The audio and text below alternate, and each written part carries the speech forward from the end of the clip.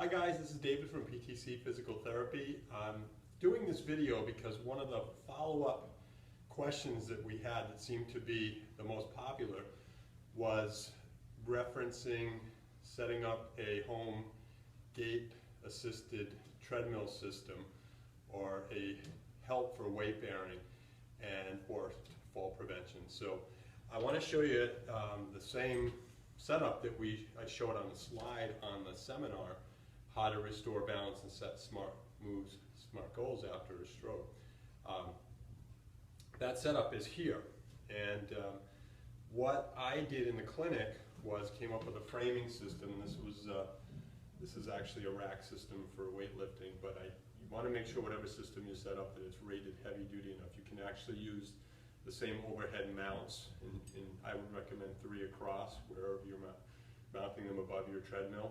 The same mounts that they use for a TRX system or a weighted enough of a secured lag bolt system that you could support, and I'll explain why in a moment. But we use a harness system. Actually, I'll provide the links below this.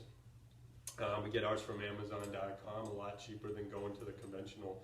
Some of the other harnesses go as high as $500–600. You want a 3-point harness, which means there's a mount in the back and 2 on the side. So I'm going to actually do that now, and I'll lock myself in here quickly. I'm going to go to the top and back, the most important one here. But if you only do a single point system and you do slip or fall, you do not want to spin like a top. So that's what the 3 points are all about. It gives you enough security that it could break a fall, and I'll actually demo that. But I'm going to do a quick snug these straps up. And by the way, all the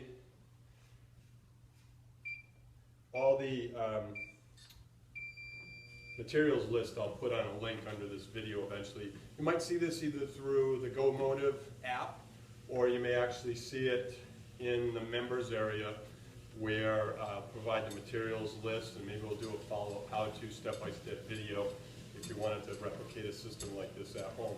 But some of the key studies on gait and fall prevention show that there's a threshold of about 1.6 miles per hour. If you can get walking consistently at that pace, there's a pretty good correlation with the reduced risk of falls above that level. So I'll provide the link for that study as well. Therapists are probably aware of that already.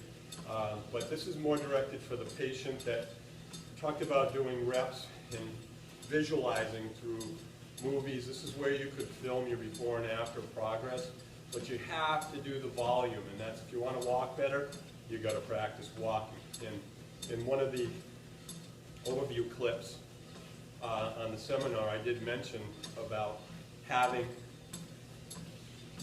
I think the statement was in a question I asked, is it hard to get exercise if you don't have safe and effective resources? So this is a way of actually making a treadmill at home safer, fairly inexpensively. If you already have the biggest investment, obviously, is a decent treadmill, but if you have that and you have the ability on your own to do a little bit more walking, you'll see that you'll be that further along in terms of improving your goals. And you can actually, before, I would suggest, like I mentioned in the goal setting section, recording yourself at certain benchmarks and see how your gait improved. I would actually, if I was analyzing my gait pattern with and without support, I would have this set up further back so I could watch how my feet are striking.